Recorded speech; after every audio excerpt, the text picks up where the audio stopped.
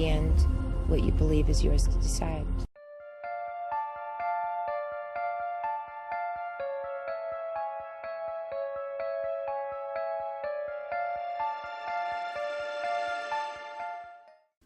My name is Amanda. And I'm Kristin. And we are the extra-sisters. So sit back, relax, and let's get creepy. Welcome to episode 14, and in this episode we will be discussing the 2009 extra-terrestrial film, alien abduction film, The Fourth Kind. Which this year is its 10-year anniversary. Yep. Did you see this movie when it came out? I didn't see it in theaters, but Okay. I saw it shortly after. Okay. I went and saw it in theaters, and honestly, it kind of scared the shit out of me when I went and saw it in theaters the first time. I was, 2009, I was coming out of my sophomore year and going into my junior year of high school. And so what was that, like 16? And it scared me. It's only a PG-13 movie, so, but there were some themes that really freaked me out. Aliens, I guess, have always freaked me out. I never feel like watching an alien movie because I'm like, it's an alien movie. But then when I watch them, I'm like, ooh. Well, yeah. I mean, somebody coming in your bedroom when you're asleep? No. That's creepy. No. And also just, like we talked about in Signs, like having, like, no control, no power. You can't just shoot them like you can shoot a person, most likely, you know. They're really scary. Yeah, I definitely got freaked out by this one. And it's kind of sad. I'm a little sad. Each time I watch it, it loses its rewatchability to scare me. Yeah. But it does make me think of other things. So that's pretty cool. Yeah, it provokes thought, I guess, of what if this were true. But the movie, it's kind of interesting in what it does and its position, I guess. So it opens with the actress that's portraying Dr. Abigail Tyler saying this is based on true events, blah blah blah, whatever you Mia Jovovich. Yeah. Jovovich. Yeah, exactly. Whatever you choose or whatever you believe is yours to decide. Right. And even the director, cutting ahead, but comes in at the end and talks about how these are all true events. And so this movie utilizes basically real audio footage, and I say that, you can't see it with like air quotes, you know. Yeah. And I do find that a little disappointing. I'm going to comment on that. That I was watching it, and the professional actors that are supposed to be portraying these real people are worse actors than the people in the film. Yeah. In the real videos. Right. Because, you know, an argument there would be, well, it actually happened to them, but if you research the movie, it didn't. No. Both sides of the spectrum were acting. Yeah. So this movie kind of, is it a betrayal to the audience? Is it misleading? What you believe is yours to decide. Like, you know, I don't know. A lot of people hated that, but honestly, I'm still looking at it as a horror movie, and let's ignore the background stuff. And as a horror movie, I've told you, I like my found footage stuff, and this is basically found footage. Yeah. I love that. Now, if you go into it believing what they're telling you and that it's a true story and this is real video and real audio, that is truly terrifying, which is what they were getting at. You know, so it opens with that little monologue there about, in the end, what you believe is yours to decide. And then it cuts to the director of the film interviewing what you think or what they want you to believe is the real Dr. Abigail Tyler at Chapman University. So they make it look like this very, like, real interview kind of thing, you know. Actual audio starts with Dr. Tyler doing a session with another psychologist, and then it transitions to the actress portrayal. And what I like about this movie is that we're going to talk about this like this is actually real footage that we're dealing with here. They put it side by side. So they put the real video on one side and then the portrayal on the other side. And they're doing like this little hypnosis session. And this other psychologist, his name is Abel. Abel is taking her back to when she was with her husband, Will, and the intruder came in. And she sees someone murdering her husband. And so he's trying to get her to see the face of the person that murdered her husband. And she can't see it. And so she's just crying. So he pulls her out. And so she says she has to finish her husband's work. So, you know, right off the bat here, she's had a traumatic death. Someone essentially murdered her husband right after they had sex. Like, in bed next to her. Super weird. Yeah. Why would somebody come in and stab this person, but not the person lying right next to them, and the person wakes up during all of this? Aliens. Aliens. she's in Nome, Alaska, and she's a therapist. And it starts with her with this client named Scott. And he says he's been sleeping worse, and he wakes up in the middle of the night, usually around 2:30 or 3 o'clock, which is like the worst time to wake up. We all know it's the devil's hour. This is fucking real. Aliens. This is scary Devils, shit. Demons. 3 o'clock in the morning is the worst time ever. Bad shit happens around that time. Every time I wake up, I'm like, and it's 3, and demon. you're like, fuck that. Yeah. Or you wake up and it's 3, and you're like, I really gotta pee, but you're not fucking getting up. That's me. Nope. Going back to sleep. I'm not like 7 anymore. Exactly. My body will hold it. It has learned. He says there's an owl outside his window every night. And then it cuts to another client also saying an owl sits outside her window staring at her. And then another one saying it sits there for hours. Which I would shoot it with a pellet gun. I probably wouldn't kill it, but fuck off. I fucking love how smart that is, though. Yeah. As the horror movie. An owl looks amazingly like an alien that we know. That's fucking smart. I had never put that together until they were saying that. And even when they're like, an owl, I didn't get it together until he was like, it's not an owl. I'm like, fuck, the shape, it's so perfect. Yeah. And like, we'll talk about later, but even if you think this movie's garbage, you can't deny that's some scary shit they're talking about. Like, and they're all talking about it. Yeah. And if it was real, that is so scary. Which this is all a study that her husband's been doing. Yes. He's been talking to all these people. Yes. So it's less scary when you realize he's grouped all these people together. It's not just her clients. They're all thinking this. They're all having the same thing because of something. Right. And that's why she said in the beginning, I have to finish his work. Yeah. They also say that they saw it when they were kids. That they've been seeing it off and on their entire lives. And so they're like, hand-picked by these aliens? Right. Is it everyone in the town and they're just the ones that have noticed, or it's been more active, or is it just like a select group of people? Right. Like, you don't know, but you know it is at least this small group of people. And now they're seeing it every night. They've seen it every night this week. And they think it came inside, and they all remember it looking down at them from above the bed. No. I don't think I would ever sleep. Right? Honestly. I know your body will just put you to sleep at some point, but it's kind of like Nightmare on Elm Street, where I would literally do anything not to fall asleep. Absolutely. Coffee, pills, alarms, like, give it to me. And that probably wouldn't matter in this case, but the dark would just, like, I already am uncomfortable in the dark. Sometimes we put the sleep timer on the TV in the bedroom and I wake up and it's fine because I know I sleep better when the TV's not on. But sometimes if I wake up and the TV's not on, I'll turn it back on. Me too. Yep. Yeah. Exactly. Because I just don't like not being able to see at least all the corners of my bedroom. Well, especially they talk later on, we're jumping, but one of the guys he's asking his wife to wake up. How, like, that's one of those childhood fears when you're trying to get your parents to wake up or something. Be with you at least. Even if you can't protect me, be with me in this terrifying moment, and she won't wake up. That's even scarier. You're doing this by yourself. Right. And she tells her clients that they need to see her tomorrow and tells them of the coincidences between them, basically. You find out that her daughter Ashley is blind, and she went mysteriously blind after what happened to Will, and she says it is basically a convergence disorder. And it cuts to her eating dinner with Ashley and her son Ronnie, and Ronnie's really impatient with her. You kind of get this sense that he's tired of her or blames her or like really just does not respect his mom. And he asks if she can accept that their dad's not there anymore.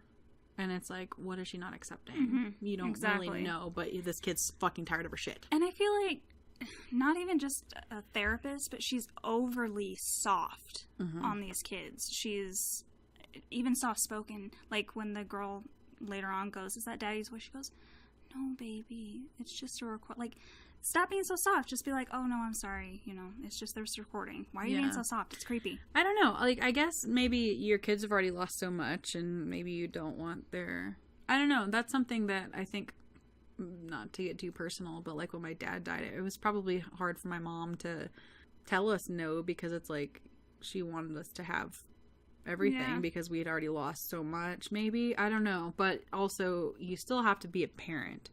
Yeah. Your kid talking to you like that's not acceptable. Well, yeah. And then she almost, I don't know, cowers a little in how she speaks. No. But then it cuts to the white owl watching them. How has she not noticed that the white owl is watching her? Gross. If I was interviewing all these people and they were like, there's a white owl, I would literally be looking for this white owl. Yeah. Dr. Tyler in the interview says Ronnie blames her for their dad's death. So like I said, in the beginning, it cuts to what you are supposed to believe is the real Dr. Abigail Tyler, who's very sickly. Her eyes are very sunken in. Her skin's very pale. She just looks bad. She's very frail. She's creepy looking. Yes. Her eyes are super buggy. And she says, like I said, Ronnie blames her for their dad's death. And at night, she listens to, cut back to the movie, she listens to recordings of Will's voice talking about his work. I don't know.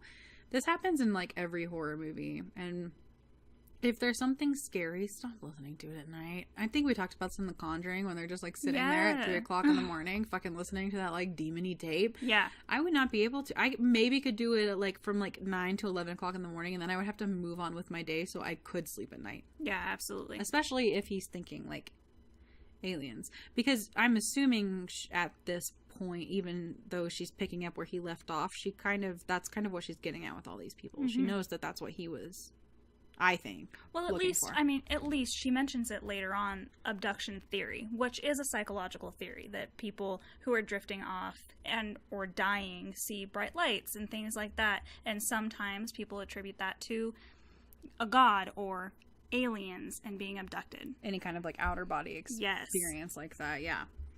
And it's the next day and she's doing hypnosis with her patient Tommy, and she asks him when he had trouble sleeping last, and he says last night. And he said he saw the owl. Tommy can't describe what the owl looks like, but all of a sudden they put him under hypnosis, and he because none of these people can really describe it or their like experience with the owl. It's like something is like preventing them from remembering it. Yeah.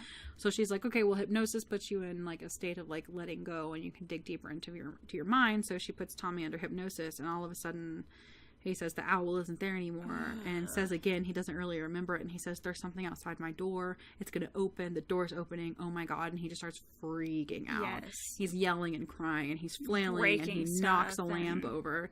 And when she brings him out of hypnosis, he says that he didn't see anything. He says, if you want to help me, get me out of this room, and he needs to go home. And he says he wants to talk about it next time. Like, he does not want to talk about whatever he just saw. So are they just, another question is, are they, clearly he saw something. So is it something that he knows that he saw that he doesn't want to talk about? Is it something that physiologically these intruders, body snatchers, if you will, are literally physically preventing him from talking about? Which, I mean, you could say that definitely with the next guy. Yeah. Like, they literally stop him. Mm-hmm. And then you get this actual 911 audio, is what it says. And there's a screaming woman and gunshots. And there's a sheriff, and his name is Sheriff August, gets on the phone with Tommy, who was the patient, who is holding his family hostage at gunpoint. And he says he will only talk to Dr. Tyler. And so, of course, they're like, you got to get over to Tommy's house right now. And he tells her he's sorry, but he has to do this, and he doesn't have a choice. And it cuts to the real Dr. Tyler in an interview, and she says it was completely surreal. And then the screen splits into 4 between movie and real police footage. And he says, if you saw what I saw, you would understand that it doesn't matter what it was, because we'll never have to see it ever again. And he starts saying words in like this crazy fucking language. Yeah. And the sheriff wants to take the shot at him, but he's holding his wife basically as a body shield in front of him. But then he kills his entire family, and then he kills himself. But he does it. So someone says, I have him in my sights. So yes, he shoots his wife. That's fucking horrible. But then someone had him still. He doesn't move from her. Shoot him before he turns around and gets his kids. And both his kids, yeah. Like, he shoots 4 people and nobody else shoots? Yeah. No. Yeah. I mean, I get not wanting to hit the wife, but once the wife's already down, take your shot. Because you don't have that many SWAT members with their guns pointed, not ready to pull a trigger in a half a second. Because he even, I don't remember if he just hesitated or if he said he was sorry, but he didn't just like boom, boom, boom. It was like boom, boom, boom. Like, there was time in between. But even if he didn't move from that spot. Right. So you had your shot, he took her down, shoot. At least you could have saved one of them. I mean, I know that sounds awful, but better one than none, which is what happened. So whatever he saw, though, was so horrifying that he would rather kill his family. His whole family. His 2 kids and his wife. Than let them experience that. Terrifies me. Like, because that puts whatever in your mind is happening to these people, which you don't really know. You hear some sounds later on eventually, but you don't really know what's going on. So what are they doing? And I hate to say this because it's really dark, but imagine being a mother or a father in that situation and you think that something is so horrible and tortuous and just frightening enough to where you would rather take your own children's lives than let them be in the hands of whatever is happening.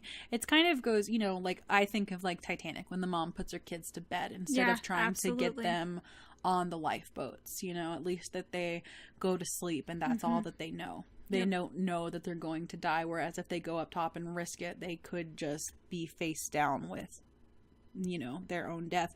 And obviously this is a horrible way to go. Those kids know their dad has a gun and they're going to get shot. You know, okay, Game of Thrones. Cersei Lannister was going to kill her kid when she was sitting on that Iron Throne when she thought that they were about to get overtaken. She was going to give him poison to kill him rather than him being taken prisoner or whatever.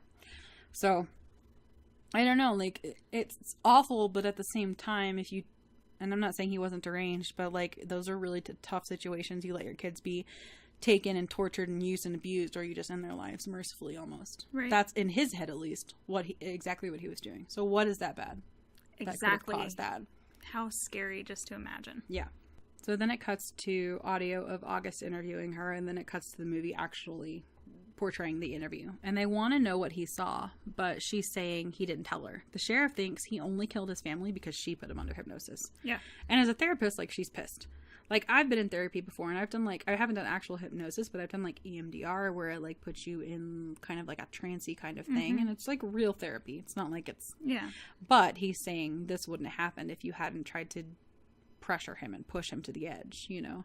And she's pissed, and she tells him that there's something going on in the town that they don't understand, and he's just angry. I mean, he basically says her husband committed suicide and wasn't murdered, and she tells him there's more missing people in Nome than anywhere else, and demands she stop hypnotizing people. It's kind of like that, there's a demon, or there's a ghost, or like something's happening, like, shut up, you're fucking crazy, you know? Right. And the real interview, when it cuts to the director interviewing Dr. Tyler, she said that she felt responsible for the entire family's death. So at night, she talks into a tape recorder, and she has her assistant transcribe it the next day. And that night, she falls asleep talking to her tape recorder, and she says, must proceed with extreme caution. And then she's kind of talking about everyone seeing the owl. She gets to work the next day, and her therapist friend comes by to check on her, and he tells her it may be time she step back because she needs clarity on what has happened. Which, I think it'd be hard to lose it. I really wanted to be a therapist, but I think I would really struggle with, like, losing a client. Or what if he committed like in that situation, or murder-suicide, like, could you just go to work and deal with other clients without your mind being so bogged down by that? And could you really give 100% to your other clients? You know. And she tells him, it's all I have left. I have to continue to find out what's causing all of this. And he stays to keep an eye on her, basically. And then one of her other clients comes in, Scott, I think was his name, and he brings his wife in, and they are demanding to know what happened to Tommy. She says it's something to do with his sleeping habits, and they say they're really worried, and they both have agreed that they want her to hypnotize Scott, and they want to face whatever it is. And the wife is totally on board. She's like, okay, let's do this, because it's the only way that we're going to get any closure on this situation, so she thinks. And so she asks, you know, the other doctor or therapist or whoever he is to come in and observe that. Well, yeah, because now the sheriff's on her, so if she does this again and something bad happens again, they're going to take her. Yeah, definitely. And so he goes under. He said he had trouble sleeping last night. He can't describe the owl well. It doesn't look like a normal owl, and he starts getting really stressed out and kind of writhing around. There is no owl, and he says something is outside the door. I know what they are. They come all the time. I think they're going to open the door. They get in without setting off the alarm. I thought the only way you came when you think about them, but I wasn't thinking about them. And he starts, like, gargling on his spit, and, like, writhing around and making all these, like, horrible noises, and then he just wakes up and he just pukes. And you see everybody come over, like, to, you know, comfort him. They're there. And some lady's holding her purse. I don't know if it's Abigail or if it's the wife, but put your fucking purse down. Why are you holding it? Were you holding it before you got up? I don't understand. She's ready to run. Exactly. He says he saw them. They're not from here. I can't describe it. I can't see what's in my own mind. All I can see is the owl, but I know it's not an owl. And he smells a putrid cinnamon smell. The worst part was the voice is inside my head. They talk to you so you can hear them, but they also talk inside your mind like you're connected, and they take me to somewhere, and I can't remember. They take me somewhere. Can you imagine? Mm-hmm. I mean, I have vivid dreams. But Jesus Christ. She tells them before they leave that she's contacting the sheriff under the circumstances, which I think she kind of has to do, because if something happened at this point and August didn't know, exactly, she'd be going away. So he already thinks that she's batshit crazy. Yeah. He says he knows why he did what he says that he knows why Tommy did what he did. He understands. And that's like a terrifying thing to hear as a therapist, I think. Right. As his wife, I think I would like, right? Can somebody come stay with us? He understands why this guy killed his wife and children. Easily. Yeah. He's like, yeah, okay. Fair. What? He said you have to have seen it, felt it. It's worse than you can ever imagine. After he leaves, she asks Abel if he believes in abduction theories, and she said Will was kind of into it and researched it. And then earlier, like I said, she asked her assistant to transcribe her tape, and she just like busts in the room, and the fear on her face. Where she's, I can't, and then she just leaves I won't listen to it again. Oh, because, yeah, imagine that poor girl. How fucking, like, you're just thinking you're at your normal job, doing your thing, you're just transcribing your boss's tape, and then all of a sudden there's fucking screaming. And she just like, hey, will you transcribe this for me? Like, she clearly has, like, no idea. Like, this is why there will never be a camera in my room, any recording device. I don't care if I have a door that leads out back where someone could break in. No, because there are ghosts or aliens or something, and I don't want to know. Why would you? You'd never sleep again. Exactly. Ignorance is bliss in that kind of situation. I remember, this is off topic, but Rosie O'Donnell did one years upon years ago. I remember I was little, and she had big old cameras in her room because she just wanted to see if she moved around in her sleep and stuff. And literally all I thought of, even as a little kid, I was like, what if there's ghosts in your room? What if there's something you don't want to see in your room? This is like really kind of weird and I guess off topic, but imagine, let's just say Toy Story, for example, and you saw your toys up and moving around. It's innocent, but holy shit. No. Maybe innocent. What if it's like Chucky? Come on. Yeah, maybe that's not true. So innocent. It's not Woody and Buzz. So they're listening to this tape, and she like falls asleep, and you can kind of hear her breathing because she's asleep, and her door opens, and she just starts screaming, and then there's warped. This is what gets me in this movie that is so scary, are the warped like voices. I hate that. And then it cuts to the real Dr. Tyler interview, and she said after she heard the tape, she was in denial. She was like, that's not me on the tape. Like, nope, it's not me.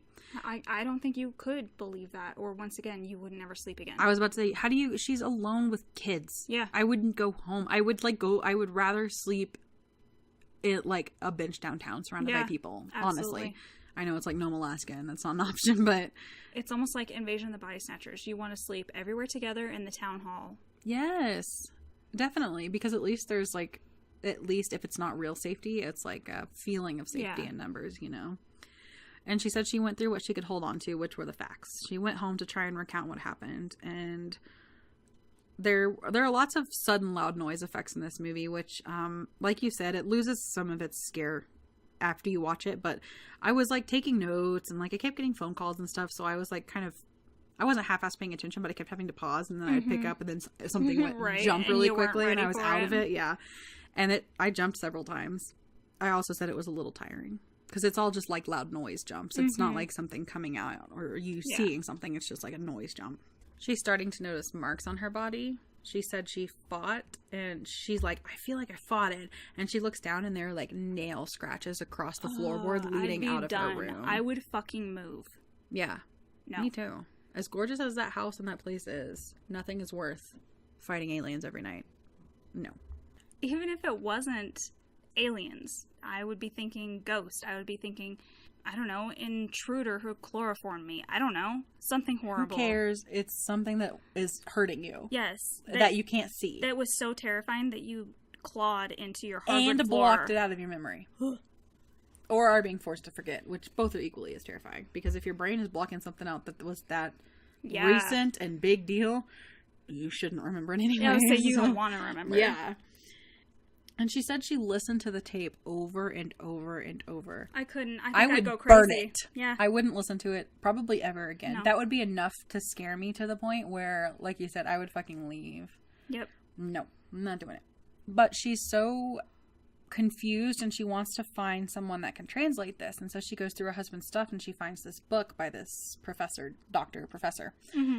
And he's an expert on ancient languages, I think. Yes. Yeah, linguist or something. And she calls him, and she kind of chickens out when she calls him. And so she hangs up, but then he calls back and says, there was a man that called me from this number, and he wanted a history lesson on ancient languages. And she tells him that he was murdered. And this doctor actually listens to her and flies out to her because he thinks that this is legit. On rewatch, this is the subliminal stuff that creeps me out. Mm-hmm. Because he called this dude up wanting a history lesson on ancient languages. Does that mean that he fell asleep with the tape recorder and he heard this language? Where did he hear it? Well, he had to have at some to question this. I mean, the fact that he was murdered or whatever, that at this point, like, something got to him. Well, even if it's I mean, you find out it's suicide. Yeah, but he shoots himself. I feel like that proves that aliens exist even more. Because he tracked down this language and he was so fucking terrified he killed himself. Or he got too close, and so they made him kill himself. But the rewatchability for me was definitely looking at the background stuff, the will stuff, looking into the Sumerian stuff when you get to that. That's the stuff that was good for me. Yeah, and speaking of Sumerian, he comes and he says he can examine our creation, ruin or destroy. And that's like with a bunch of ellipses in between. Like, it's broken. And he says it's the oldest language in human history. Is that true? That we know of? I don't know I don't know about the oldest, but I did do some research. The Sumerian language is actually called an isolate language, and that means that it was developed completely on its own. It doesn't have a parent language, and it wasn't created along with another language where they created dialects and things like that together. Right. It was literally by itself that just sprung out of nowhere. I have never thought about that all language and culture has derived from what? From something. Mm-hmm. What was that something? Like, how? I mean, evolution, I get, but it's just like, were we that intelligent? I mean, I'm definitely going to get this wrong, and it's something that I've heard Connor say a couple times, but it's something like, I'm sorry, you guys, and someone can correct me, but we had the ability, we had the vocal cords set up to speak for something like 36,000 years, or some 300,000, I don't know, some crazy amount of time before we actually spoke. What made us speak? We had the ability all that fucking time. Right. It's not like our anatomy changed that drastically. And then when it happened, these languages just sprouted out of nowhere. Aliens. I feel like that is one of those things. I mean, there are people that believe. Look at Ancient Aliens. That's a huge show that people really pay attention to, and there are people that believe that. Mm-hmm. And these are reasons why. We have artwork that you can go see of all civilizations, showing things that look like spaceships. We have all religions came from the thought that our creators came from the heavens. Well, you've got all these interpretations of religions. You've got different gods, goddesses, like you said. And what's to say that aliens aren't part of that, or a replacement, substitution, or are that, because humans have been looking for the reason why. Yeah. For our entire existence, I'm assuming. At least until we could think that analytically, I suppose. So you, of course, have all of these different religions, and somebody's right. Yeah. And nobody has the right. I mean, I know there's faith, and people think they're correct, and that's great. But nobody knows who's right and who's wrong. Everybody's just kind of going with what fits their belief system. Like, imagine you've got all, and I'm not trying to be offensive at all, I'm trying to provoke thought about this. Imagine you've got some very, let's say, devout Christian or devout Catholics born in the United States, born in Europe. All they had to have been born to was a different fucking country. Let's say India or Pakistan or Afghanistan, somewhere in the Middle East or Asia somewhere. And just because of where they're born, that's the religion you're born into. Yeah. I mean, yes, you can do research and think all you want, but the likelihood of someone being born into, let's say, a Southern Baptist family converting to Hinduism is not very big, because you were born into this. And so that's just evolved over time. It's not like Christianity has been a thing forever. Jesus is only, let's say, 2,000-year-old story? Yeah. And how old is humanity? Right. I mean, he even says that the Sumerian language is 4,000 years older than Christ. Yeah. So think of how far back that goes. Right.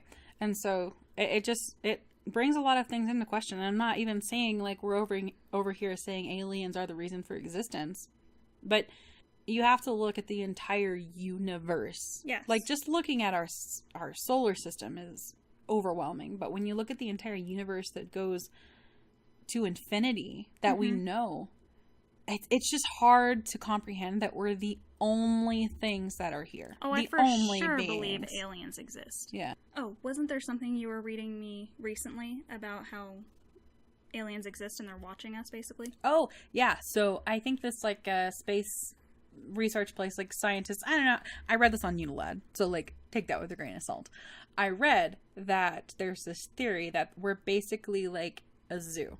Mm-hmm. You know what I mean? Like they're observing us, but at a distance, like behind glass, basically, to not disrupt our normal, or like a safari, let's say. Yeah. I don't know if it's like a zoo behind glass or like you watch something in the wild, but that there's this theory that we're just basically being monitored, which is terrifying.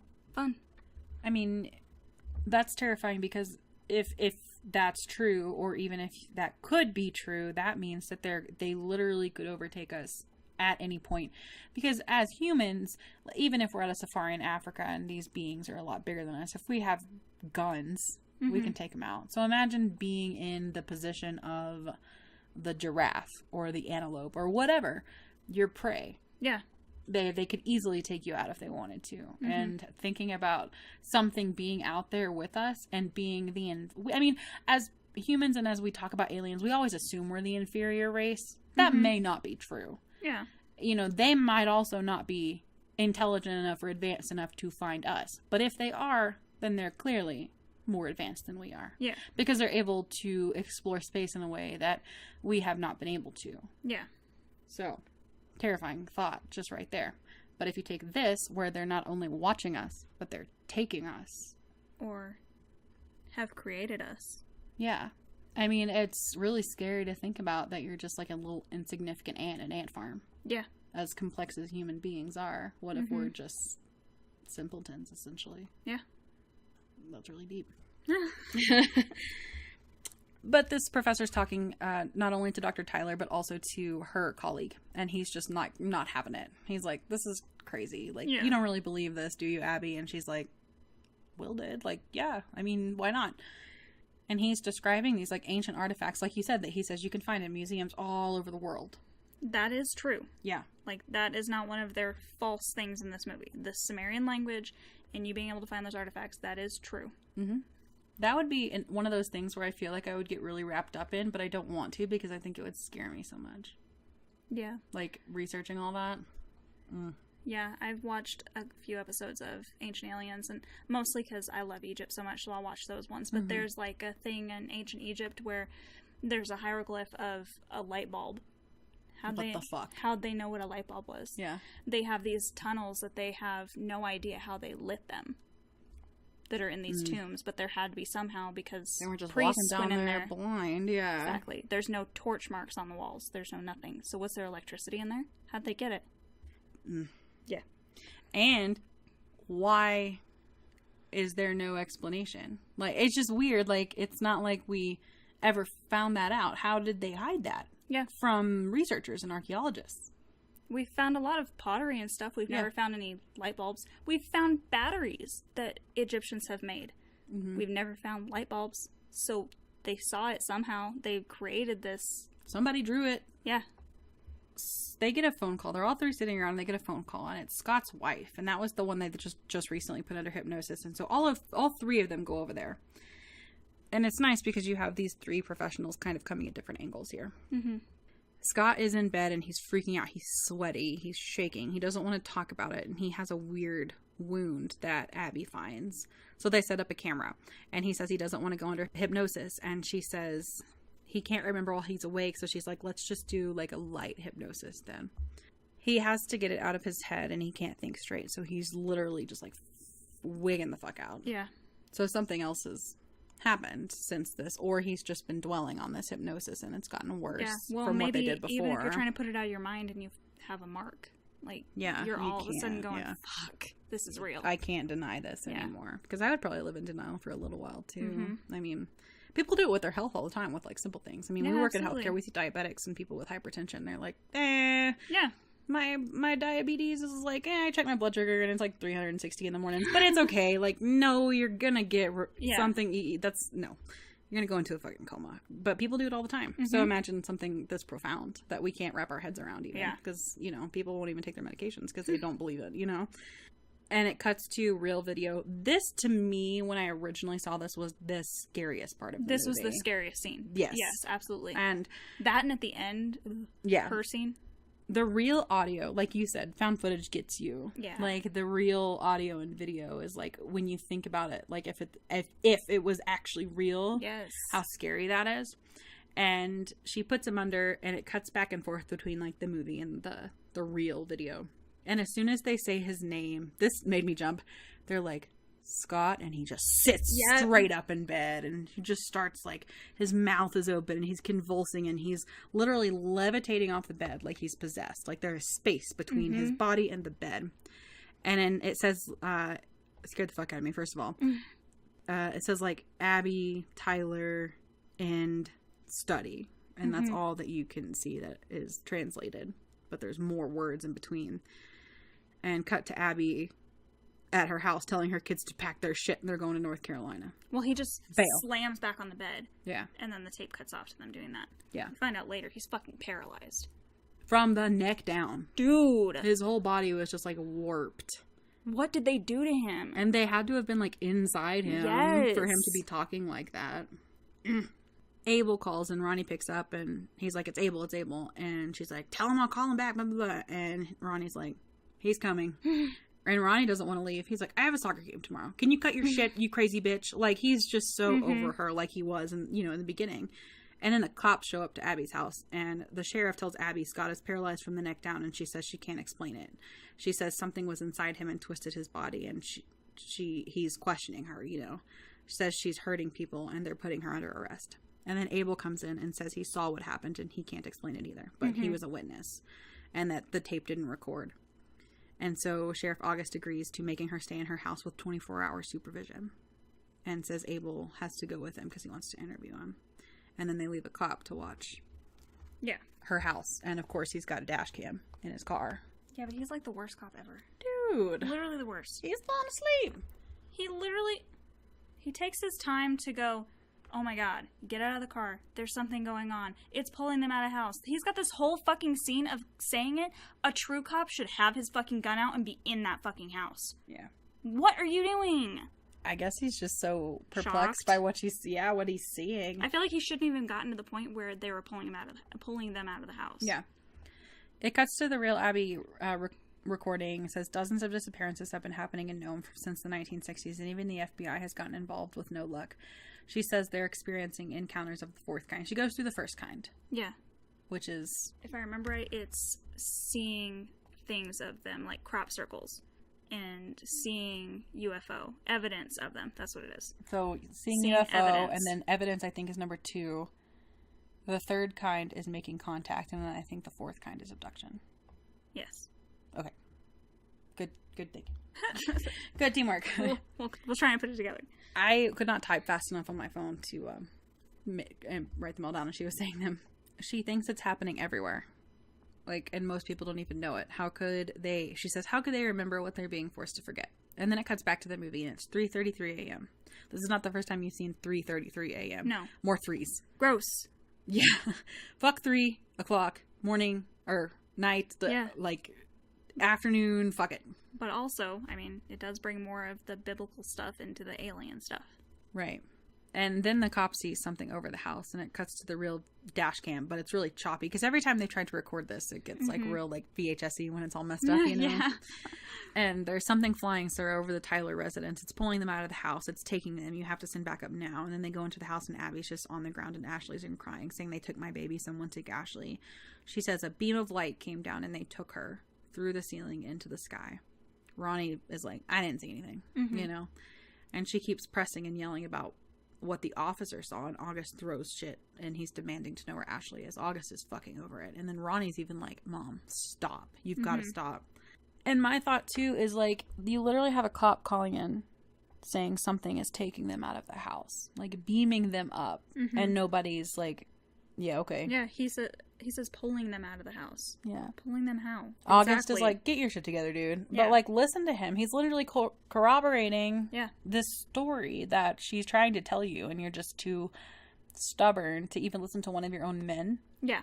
Like, I get that you think she's crazy, but somebody else said that they literally witnessed it happening. Mm-hmm. And another thought, the aliens are, I'm not going to say, like, know everything, but they probably know he was sitting there and didn't care.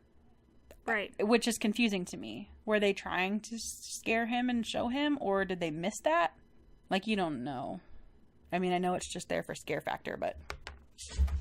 August says that Abby hasn't been right in the head since Will, and he's taking Ronnie out of her custody. He tells her to let go, and he says he's sorry. But Ronnie's, like, clearly willing to go, and he's just done with his mom. He's like, let me go.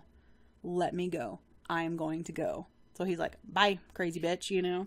And then she's, like, alone on the ground screaming and crying. And I know kids aren't a lot of solace when you're in a home alone and you're scared. The kids aren't going to do much for you, but at least it's somebody else with you. Now she's completely alone in this house, which is another element of scary. And then it cuts to the real Abby, and it's the interview. And she said she knew she would have to find her on her own, talking about her daughter. She would have to find a way to go directly to the source. So she's planning on going up to them on purpose, which... Yeah. No. Mm-hmm. What makes you think, if they're that intelligent, even if you go up there, they're still not going to give you your kid back. Right. So, I mean, I guess I would try if I was a mom. I don't know. I don't have children to have those maternal instincts yet, but I don't know. I mean, I guess I probably would, but Abel comes to see her, and he says he can't accept what he saw. So he's in straight denial. Yeah, he's like, no, I am a man of reason. I am a scientist. I am a doctor of psychology or whatever he is, and that is not, I am not willing to accept that. And the other doctor, the linguist, is there, too. And Abel says, please don't make me do this. But Abby wants him to put her under hypnosis.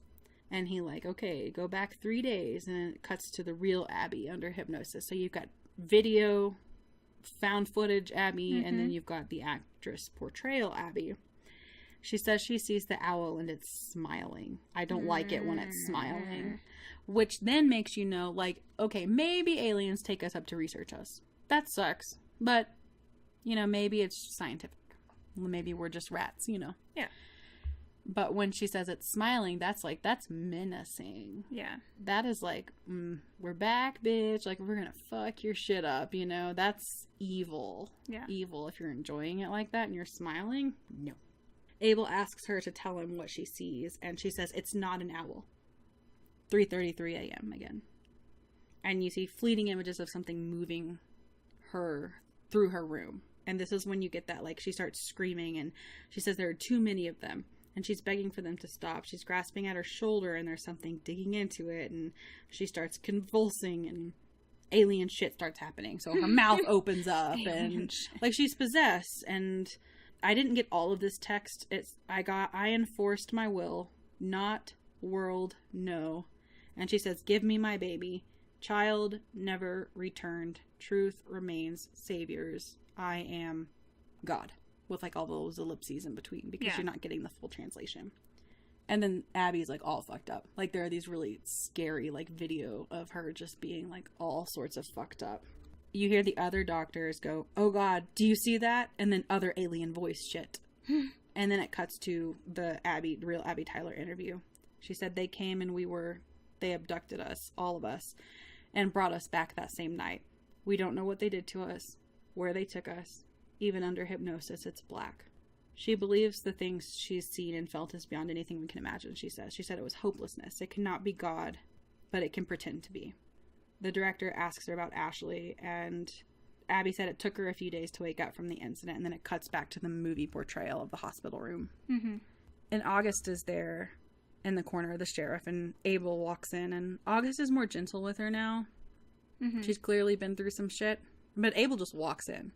So if they were all abducted, why is Abby, like, in a neck brace in a hospital bed? Like, was she fighting harder, or were the other two collateral and they didn't really do anything with them? Yeah. Well, we see, like, in the found footage part of it, that it's fucking with her body pretty good. Yeah.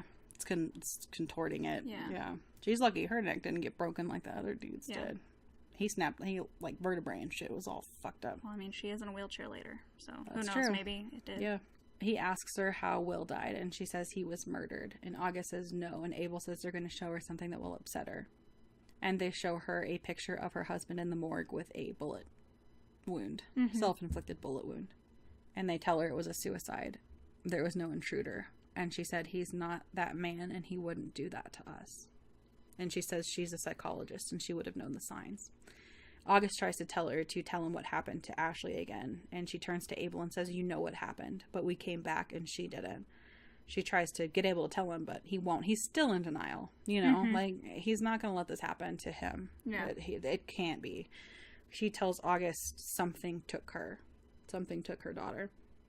August tells her it's difficult to cross back over that line between reality and fiction. So he's still like, you're still crazy. So then it cuts to the real Abby. And the director in this interview asks how we're supposed to believe her if she hallucinated the murder of her husband. And she says it was difficult to deal with, and she created that scenario in her head, and says no matter what, you can't deny the videos, and Ashley is still gone. She says she has to keep hope alive in hopes that her story will help. She has to believe that her daughter is alive and safe somewhere, and that she will see her again. And then it kind of pans out, and you do see that Abby's in a wheelchair. Yeah, it's been this nice chair you thought this whole time, like one of those wingbacks, and then she's actually in just a a wheelchair. So the director comes into the ending to do basically another monologue, and since 1960 there have been 2,000 FBI visits to Nome and a lot to Anchorage as well. But a lot was only 300. It was like 367 or You said something. like 2,000. Oh, you mean to Anchorage? Yes. Yeah. So 2,000 versus And 300. Holy fuck. Yeah, that's a big gap. I was reading, and a lot of it was like a lot of people do disappear in Nome, but they really think it's mostly because of the elements, like Alaska. Everybody knows Alaska is kind of, you know, the last frontier for America, and they think a lot of the elements have gotten people, and that makes sense, like, you know, but we'll talk about that in a minute. It says that Abel still practices, and he refused to comment. The other doctor, the linguist, is a professor and helped with the translations, but nothing else. He corroborated her story. August retired and wouldn't involve himself with the movie. Ronnie is still estranged from his mother and blames her for his sister's disappearance. Dr. Abigail Tyler was cleared of all charges pertaining to her daughter and is bedridden on the East Coast. And then the credits I thought was really cool. They have like real recordings of like people calling in UFO sightings. That's my favorite part. Yeah. And I love hearing pilots talk about stuff they see up there. Dude. Yeah. Nope. Yeah. Right? No. Mm-mm. I guess the people of... Okay, so first of all, if you just look, if you Google, is the fourth kind real? All these articles from 2009 pop up, and it's like, bullshit. So, there is no Abigail Tyler. This is not a real story. They did a really good job. If you just take a general audience member and want to scare them, that's not really going to do much research. They did a really good job. It looks very real. The actress that portrays the real Abigail Tyler, not Mila, looks fucked up by this the whole time. She's like crying all the time. Her eyes are wilted up the whole time. She looks sickly. Like, they did a really good job with that. They did a really good job making you, like I said, feel like it is real found footage, and they're splitting the two because they're basically reenacting a movie for a movie. Yeah. You know? And it's not a bad premise, I don't think. I think it adds that extra, like, this could really happen. Or if you don't really do any research, like I didn't as a 16-year-old, I was like, holy shit, that was real. Like, you know, it fucked me up, man. That's what I did, too. I didn't think about all the stuff that we were talking about at 16 because I was like, oh, I got to get over that movie and then move on with my life. Yeah. You know? But it's interesting to, like, research real people, like, experiencing things. Yeah. Because they're always written off as crazy. But you really have in the United States a Roswell, New Mexico. Like, you really have... like an Area 51 kind of situation. There are so many things that the government... I'm not trying to be like conspiracyist. I'm not trying to be like a conspiracy theorist, but, you know, it's like there's so much that we don't know, from just basic inner workings of our government to intricate world problems to potentially whatever is happening outside our realm of understanding.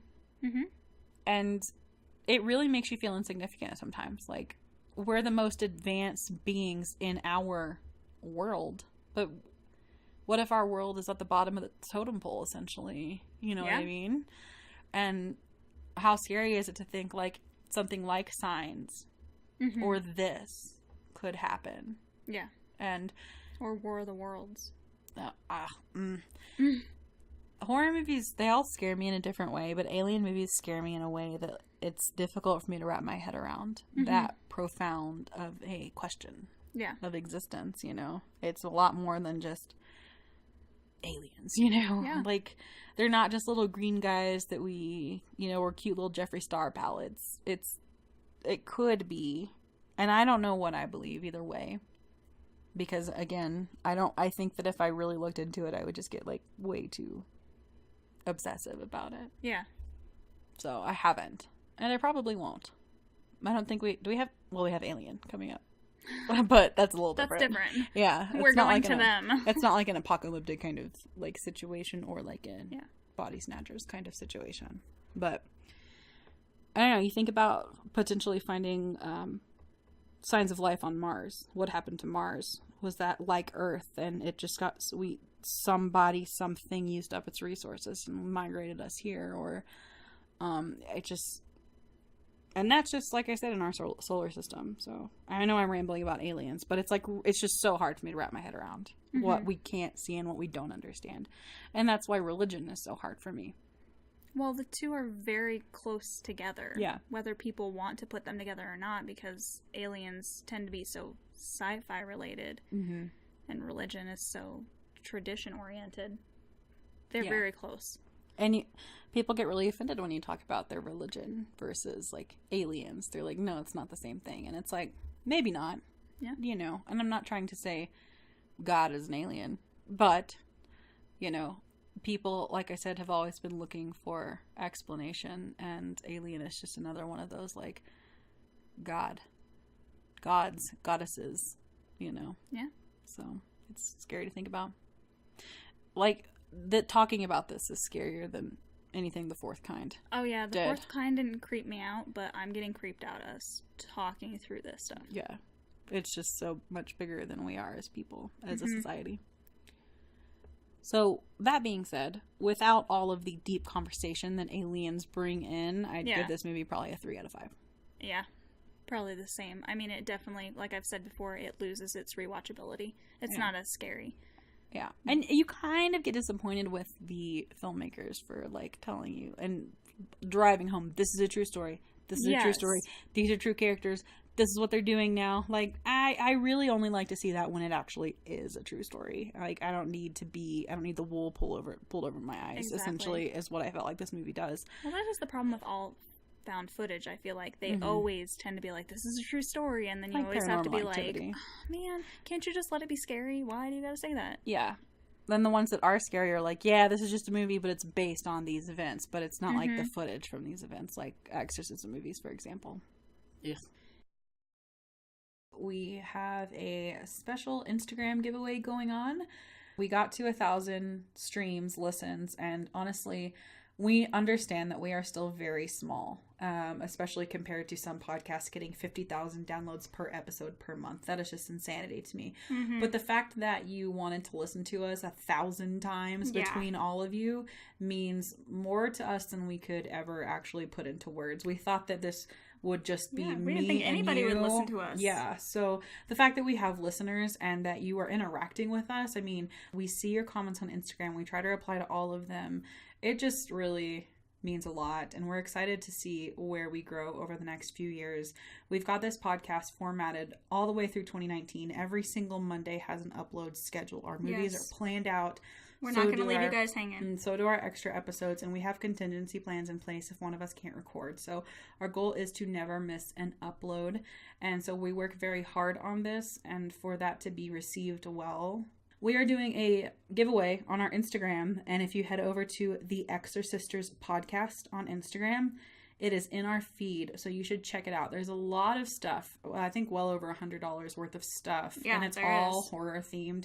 We got stuff we would want, you guys. Yeah, and some of it we bought. We bought double of some things. So go check it out. It's really easy. All you have to do is follow us and comment to enter. Like, it's not anything crazy. And then we are just going to do a random drawing to the winner. So thank you so much for joining us on episode 14. If you want to hang out with us on the internet, you can find us at the Extra-Sisters podcast. That is our Facebook and our Instagram. You can find us on Twitter at the Extra-Sisters, and you can always email us if there's a movie coming out you would like us to talk about, a recommendation on a movie we should watch, whether it be old or new, or just general spooky stories that maybe we could talk about in an upcoming episode. We're working on some different content and some different spooky things that maybe aren't like horror movies, but just real life horrors. Maybe we'll talk about aliens someday. Yeah, so if you've got any of those, hit us up at theexorcisters@gmail.com. And next time, some things are better left dead. Till then, stay creepy.